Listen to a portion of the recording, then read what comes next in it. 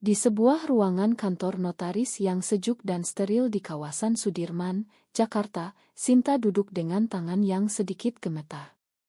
Jam dinding menunjukkan pukul 10 pagi, tapi bagi Sinta rasanya seperti akhir dunia.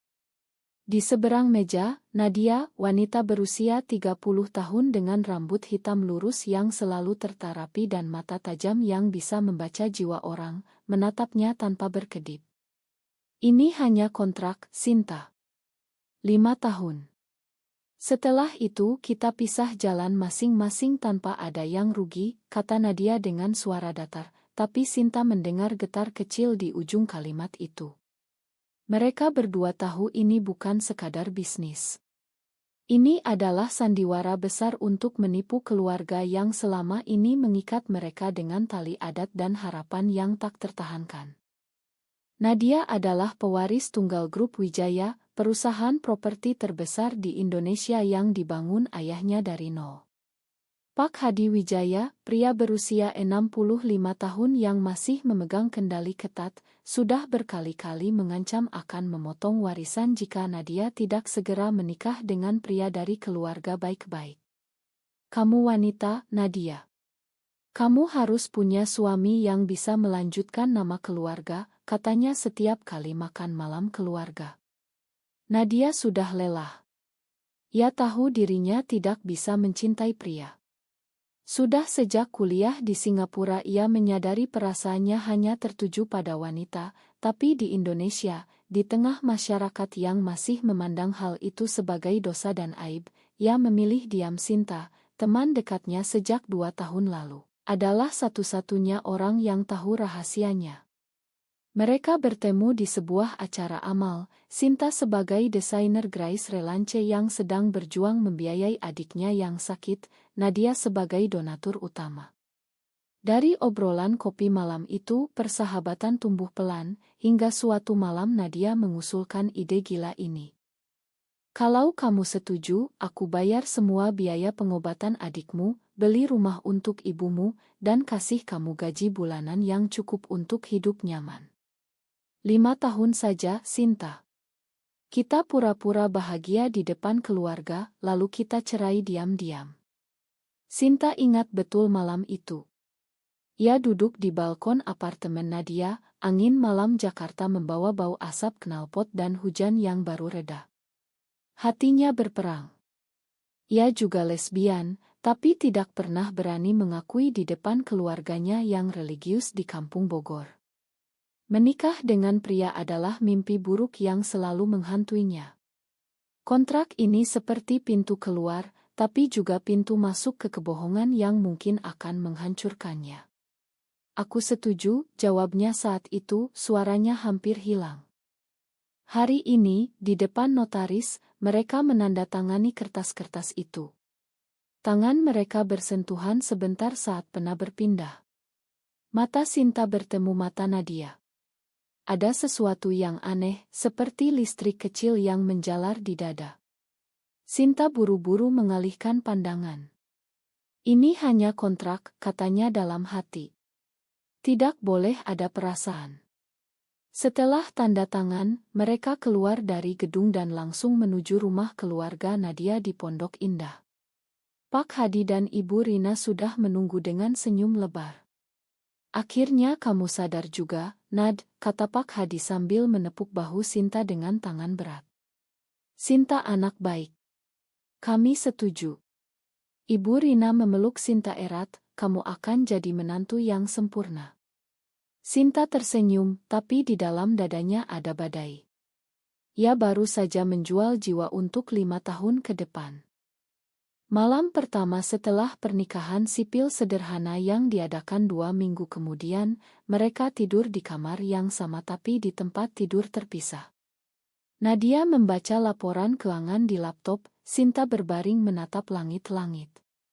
Kamu menyesal? Tanya Nadia pelan. Sinta menggeleng. Tidak. Tapi aku takut suatu saat kebohongan ini akan makan kita berdua. Nadia tidak menjawab. Ia hanya mematikan lampu. Dalam gelap, Sinta merasakan detak jantungnya sendiri yang tidak biasa. Ia tidak tahu, Nadia juga merasakan hal yang sama. Sejak hari penandatangan itu, ada benih yang sudah ditanam, tapi mereka berdua memilih untuk pura-pura tidak melihatnya. Pagi harinya, keluarga besar datang berkunjung. Bibi-bibi dan paman-paman bertanya tentang rencana anak, tentang kapan mereka punya momongan. Nadia menjawab dengan lancar, "Kami mau nikmati dulu masa berdua, Bu." Sinta mengangguk setuju, tapi tangannya dingin. Di dapur, saat membantu Ibu Rina memasak, Sinta mendengar bisik-bisik, anak itu cocok sekali dengan Nadia. Akhirnya keluarga kita punya menantu perempuan yang lembut. Kata-kata itu seperti pisau. Mereka tidak tahu bahwa di balik senyum Sinta, ada air mata yang ditahan. Kontrak ini baru dimulai, tapi Sinta sudah merasakan harganya. Ia harus berpura-pura menjadi istri yang sempurna, sementara hatinya berteriak untuk kebebasan yang mungkin tidak akan pernah datang. 6 bulan berlalu sejak hari penandatangan kontrak. Kehidupan mereka sebagai pasangan palsu sudah mulai terasa rutin. Apartemen mewah di kawasan Kuningan itu kini penuh dengan barang-barang yang sengaja dibeli untuk terlihat romantis di depan keluarga, foto pernikahan di dinding, as bunga segar setiap minggu. Nadia tetap sibuk di kantor pusat grup Wijaya, sering pulang malam. Sinta bekerja dari rumah, mendesain logo dan poster untuk klien-klien kecil, sambil sesekali mengirim uang ke Bogor untuk adiknya yang mulai membaik. Di permukaan, mereka terlihat bahagia.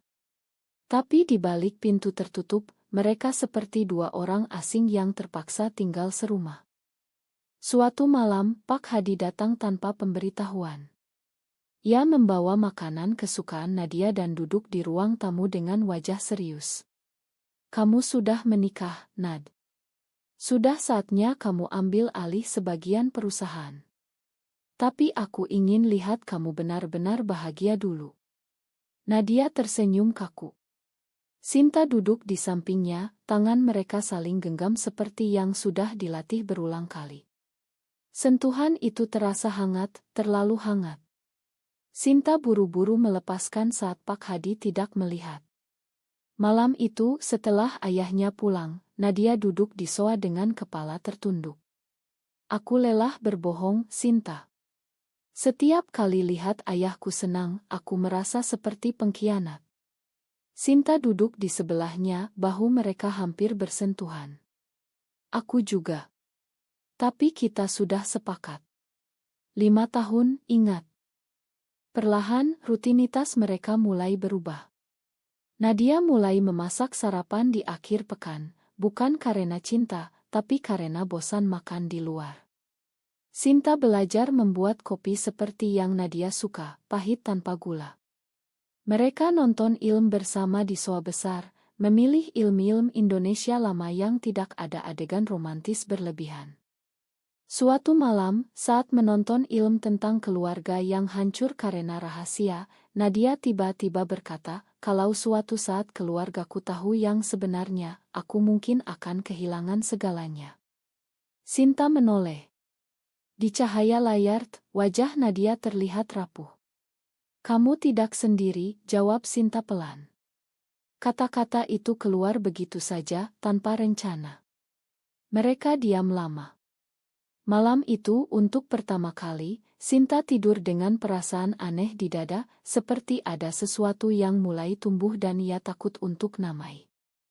Tekanan sosial mulai datang lebih kuat.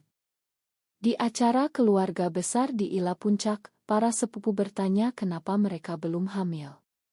Ibu Rina mulai mengajak Sinta ke dokter kandungan hanya untuk cek. Sinta harus berbohong, bilang mereka sedang menunggu waktu yang tepat. Di dalam mobil pulang, Nadia memukul setir dengan pelan. "Aku benci ini. Aku benci harus pura-pura ingin anak padahal aku bahkan tidak tahu bagaimana rasanya mencintai pria." Sinta memandang jalan yang gelap. "Aku juga benci. Tapi kita harus kuat." Di lampu merah, tangan Nadia menyentuh tangan Sinta sebentar, hanya sekilas, tapi cukup untuk membuat jantung Sinta berdegup kencang. Mereka tidak bicara lagi sampai rumah. Di tengah bulan ke-7, Sinta mendapat kabar buruk dari Bogor. Ibu Sinta sakit lagi, butuh operasi mahal. Nadia langsung mentransfer uang tanpa diminta. Ini bagian dari kesepakatan, katanya, tapi matanya bilang lain. Sinta menangis di kamar mandi malam itu bukan karena uang, tapi karena rasa bersalah yang mulai menggerogoti. Ia mulai melihat Nadia bukan hanya sebagai mitra kontrak, tapi sebagai seseorang yang selalu ada saat ia butuh. Nadia juga mulai memperhatikan hal-hal kecil tentang Sinta, seperti saat Sinta lelah, ia akan pesan makanan Aurit tanpa diminta. Kecil, tapi berarti. Benih yang ditanam sejak hari penandatangan itu mulai menyelinap ke permukaan, tapi mereka berdua masih menutup mata, takut jika membuka, segalanya akan hancur. Tahun kedua pernikahan kontrak mereka sudah berjalan. Tekanan mulai naik level.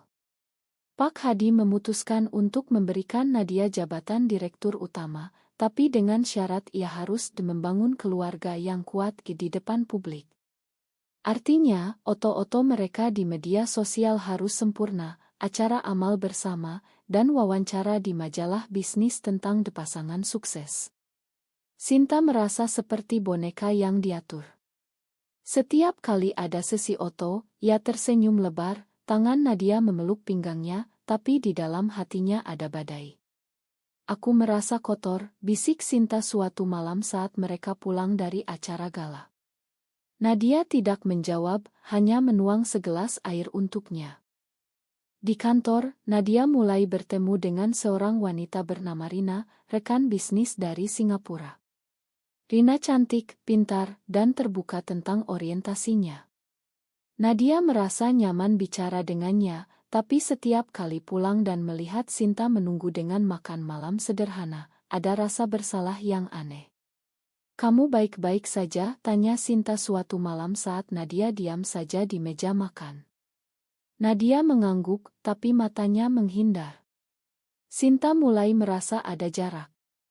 Ia tidak tahu bahwa Nadia sedang berjuang dengan perasaan yang sama terhadapnya. Malam-malam Nadia sering terjaga, memandang Sinta yang tidur di tempat tidur sebelah, dan bertanya-tanya kenapa hatinya berdegup kencang hanya karena melihat punggung Sinta. Konflik internal Sinta semakin dalam. Ia mulai bertanya pada dirinya sendiri, apakah ia mencintai Nadia atau hanya terbiasa. Di Bogor, keluarganya bangga sekali dengan pernikahan sukses Dini. Adiknya sudah sembuh total berkat uang dari kontrak. Tapi Sinta merasa ia telah mengkhianati dirinya sendiri. Suatu hari, di kai dekat apartemen, Sinta bertemu dengan teman lama yang lesbian dan terbuka. "Kamu gila, Sin. Nikah kontrak sama perempuan. Itu bom waktu." Kata-kata itu menghantui Sinta sepanjang malam. Ia pulang dan menemukan Nadia sedang menangis di balkon. "Ayahku tahu ada yang salah. Ia tanya kenapa kita belum punya anak. Aku hampir bilang semuanya." Sinta memeluknya dari belakang tanpa berpikir. Pelukan itu hangat, terlalu hangat. Mereka melepaskan diri dengan cepat, malu. Tekanan sosial semakin keras. Di grup keluarga WhatsApp, ada bisik-bisik tentang kenapa belum ada kehamilan. Ibu Rina mulai mengirim link artikel tentang kesuburan. Nadia dan Sinta harus berbohong lagi, bilang mereka sedang berusaha. Di dalam, Sinta mulai menulis di buku hariannya yang disembunyikan, "Aku takut kalau aku benar-benar jatuh cinta padanya. Karena kalau kontrak berakhir, aku akan kehilangan segalanya." Nadia juga punya rahasianya sendiri. Ia menyimpan foto Sinta di ponsel, foto candid saat Sinta tertawa di dapur.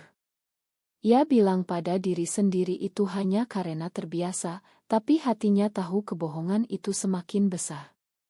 Suatu akhir pekan, mereka pergi ke Pantai Anyer untuk liburan pasangan seperti yang diminta keluarga. Di sana, di bawah matahari terbenam, mereka berjalan di pasir. Tangan mereka hampir bersentuhan berkali-kali. Kalau kita bukan dalam kontrak ini, apa yang akan kita lakukan? Tanya Sinta tiba-tiba. Nadia berhenti. Aku tidak tahu, Sin. Tapi aku takut mencari jawabannya.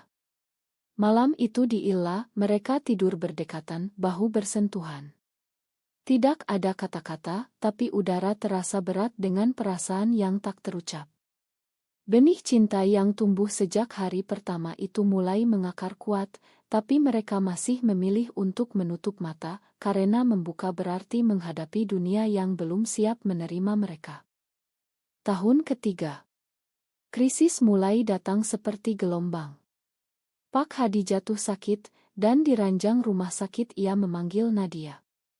Aku ingin lihat cucu sebelum aku mati, Nad. Kata-kata itu seperti bom. Nadia pulang dengan wajah pucat. Sinta melihatnya dan langsung tahu ada masalah besar. Mereka duduk di ruang tamu sampai pagi, membahas pilihan. Kita bisa adopsi, usul Sinta. Tapi Nadia menggeleng. Ayahku ingin darah daging Wijaya. Kalau tidak, ia akan ubah wasiat. Tekanan moral semakin berat. Sinta merasa ia tidak hanya berbohong pada keluarga, tapi juga pada Tuhan yang diajarkan sejak kecil. Di saat yang sama, Rina dari Singapura datang ke Jakarta untuk proyek bersama. Nadia menghabiskan banyak waktu dengannya. Sinta mulai cemburu, meski ia tidak punya hak. Kamu sering pulang malam sekarang, kata Sinta suatu malam dengan suara pelan tapi tajam. Nadia membela diri, ini bisnis, Sinta. Jangan bawa perasaan. Kata-kata itu menyakitkan. Sinta keluar apartemen, berjalan sendirian di malam Jakarta yang ramai. Ia menelepon teman lamanya dan menangis, aku jatuh cinta padanya, tapi ini kontrak. Aku bodoh. Saat pulang, Nadia sudah menunggu di depan pintu dengan mata merah. Ma, katanya. Mereka pelukan lama pertama kalinya tanpa ada orang lain yang melihat. Konflik semakin dalam saat Ibu Rina menemukan bukti kecil, foto lama Sinta dengan teman wanita di ponsel yang tertinggal. Apa ini, Sinta? Tanya Ibu Rina saat berkunjung. Sinta harus berbohong lagi, bilang itu teman kuliah. Tapi kecurigaan sudah muncul. Nadia marah besar malam itu. Kamu ceroboh. Kalau ketahuan, semuanya hancur. Mereka bertengkar hebat untuk pertama kali. Aku lelah berpura-pura jadi istri sempurna, teriak Sinta. Nadia diam, lalu keluar kamar. Malam itu, Sinta tidur di sofa, air mata basah bantal. Pagi harinya, Nadia meminta Ma dengan membawa bunga. Kita harus bertahan. Kontrak masih 2 tahun lagi. Tapi di hati Sinta, ada keraguan besar. Ia mulai memikirkan untuk mengakhiri kontrak lebih cepat, meski itu berarti kehilangan segalanya. Nadia juga punya pikiran yang sama, tapi ia takut kehilangan Sinta. Cinta yang tumbuh sejak hari penandatanganan itu sekarang sudah terlalu besar untuk diabaikan, tapi mengakuinya berarti menghadapi pengkhianatan terhadap keluarga, masyarakat, dan diri mereka sendiri. Mereka memilih diam, tapi badai sudah mendekat. Tahun keempat. Pengkhianatan kecil mulai muncul. Rina mengajak Nadia ke Singapura untuk proyek, dan Nadia pergi tanpa Sinta. Di sana, Rina mengakui perasaannya pada Nadia. Aku tahu kamu tidak bahagia dalam pernikahan itu. Nadia hampir tergoda, tapi ia ingat Sinta dan pulang lebih cepat. Saat tiba di rumah, Sinta sudah menunggu dengan wajah dingin. Kamu hampir selingkuh, tuduh Sinta. Pertengkaran meledak. Nadia membela, aku tidak selingkuh. Tapi aku lelah, Sinta. Aku lelah pura-pura. Sinta menangis, aku juga. Tapi aku cinta kamu sejak hari pertama kita tanda tangan. Kata-kata itu keluar begitu saja. Nadia terdiam. Apa? Mereka duduk di lantai, saling pandang. Aku juga, bisik Nadia. Sejak tangan kita bersentuhan di notaris, aku sudah tahu. Tapi aku takut. Pengakuan itu seperti banjir yang lama ditahan. Mereka menangis bersama, memeluk erat. Tapi pengakuan itu datang dengan harga. Keesokan harinya, Pak Hadi datang dengan pengacara. Ia curiga dan meminta audit kontrak pernikahan mereka. Ada yang tidak beres, katanya. Nadia dan Sinta panik. Mereka harus berbohong lagi, tapi kali ini lebih sulit. Di tengah krisis, Sinta mendapat tawaran kerja di Bali, jauh dari Jakarta. Mungkin kita harus pisah, katanya. Nadia memegang tangannya. Jangan. Kita sudah terlalu dalam. Tapi keluarga mulai menekan lebih keras. Ibu Rina menemukan buku harian Sinta yang tersembunyi. Rahasia hampir terbongkar. Mereka berdua menghadapi pilihan paling sulit, terus berbohong atau mengakui semuanya dan kehilangan segalanya. Cinta yang mereka temukan sejak hari pertama sekarang menjadi senjata dan racun sekaligus. Tahun kelima, kontrak hampir berakhir. Rahasia cinta mereka sudah terbongkar di antara mereka berdua, tapi dunia luar masih buta. Pak Hadi memaksa mereka hadir di acara ulang tahun perusahaannya, di depan ratusan tamu. Di panggung, Nadia memegang tangan Sinta dan berkata, "Terima kasih sudah menemani aku selama ini." Suaranya bergetar. Sinta tahu ini saatnya. Malam itu, di apartemen, mereka memutuskan untuk tidak memperpanjang kontrak. Kita akan cerai, tapi kita akan tetap bersama, kata Nadia. Sinta mengangguk, air mata jatuh. Tapi sebelum kontrak habis, Pak Hadi memanggil mereka ke rumah. Ia sudah tahu semuanya dari pengacara. Kamu berdua bohongi aku selama 5 tahun, katanya dengan suara lemah karena sakit. Nadia dan Sinta berdiri di depannya, tangan saling genggam erat. Kami cinta, Pak. Sejak hari pertama, kata Nadia. Pak Hadi diam lama, lalu menangis. Aku tidak mengerti, tapi aku tidak mau kehilangan anakku. Keputusan itu datang dengan harga, keluarga besar marah, beberapa kerabat memutus hubungan, media mulai gosip. Tapi mereka berdua akhirnya bebas. 5 tahun penuh pengorbanan, pengkhianatan kecil, dan akhirnya kejujuran. Mereka pindah ke rumah kecil di pinggir Jakarta, mulai hidup sebagai pasangan yang sejati. Cinta yang tumbuh sejak hari penandatangan itu akhirnya mekar, meski dengan luka. Tapi apakah semua ini sepadan? Apakah keputusan untuk menikah kontrak dan menyembunyikan cinta mereka selama bertahun-tahun adalah pilihan yang benar, atau justru kesalahan besar yang merusak banyak hati dan akhirnya memaksa mereka melawan seluruh dunia? Kamu yang memutuskan, benar atau salah.